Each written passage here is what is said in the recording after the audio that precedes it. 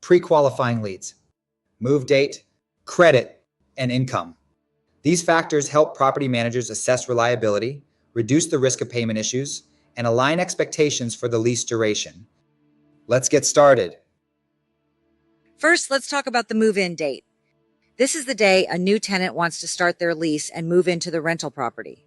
But why do we care about keeping this to 30 days? We can't hold a property longer than 30 days for a few reasons. Vacancy costs, empty properties cost money.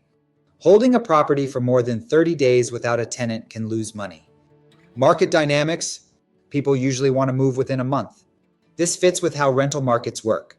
Operational efficiency, leasing properties within 30 days helps keep rental income steady and makes it easier to plan for cleaning and repairs. Next, let's talk about why knowing the move-in date is crucial. Move-in date.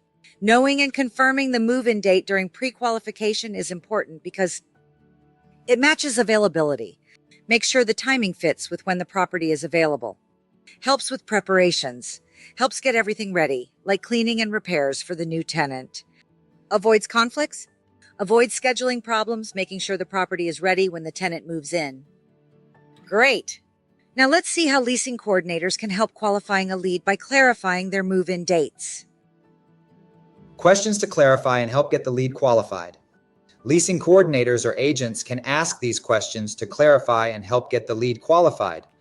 Earliest move-in date. What is the earliest date you can move in? Flexibility. Can you move in sooner if the property is available earlier? Commitment. Are you sure you can move within the next 30 days, or are you thinking about other dates? Current lease end date. When does your current lease end, and how does that fit with your move-in date? Urgency of move. Why are you moving? Are there any reasons that might affect your move-in date? Up next, let's discuss the importance of income. Income. This is the total money a tenant earns every month. But why do we need it to be 2.5 times the rent? Here's why. Setting the income requirement at 2.5 times the rent helps make sure tenants can afford their rent. Setting the income requirement at 2.5 times the rent helps make sure tenants can afford their rent.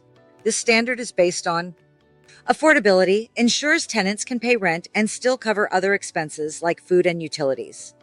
Risk reduction, lowers the chance of late or missed payments, protecting the property owner's money.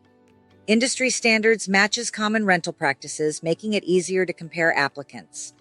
Now let's go over some questions leasing coordinators can ask to verify income. Questions to check and verify income. This is the total money a tenant earns every month. But why do we need it to be 2.5 times the rent? Monthly income. What is your total monthly income? Employment status. Are you working full-time, part-time, or are you self-employed?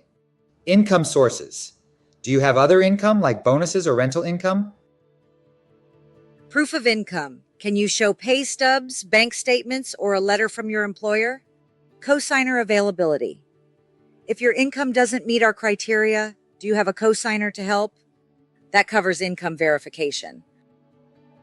Finally, let's talk about credit scores. This is about checking a tenant's credit score to see how responsible they are with money. We usually need a minimum credit score of 600. But why does this matter? Why credit scores are important. Credit scores are important for a few reasons. Risk assessment helps us know the risk of renting to someone. A higher score means they're likely to pay on time. Financial stability. A good credit score shows they're financially stable and can pay rent. Predictability. Credit scores help predict if they'll pay rent on time based on past behavior. And now some questions leasing coordinators can ask about credit. Questions to check and help get the lead qualified. Leasing coordinators or agents can ask these questions to check and help get the lead qualified. Current credit score. Can you tell me your current credit score? Credit history. Have you had any recent credit checks or changes in your credit history? Payment history. Can you tell me about your payment history for past rentals or loans? Debt to income ratio. What is your current debt to income ratio? Negative marks. Do you have any negative marks on your credit report like late payments? Improvement plans. If your credit score is low, do you have a plan to improve it? That wraps up our quick look at pre-qualifying leads.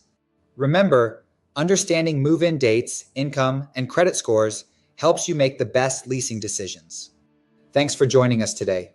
See you in the next Rapid Review.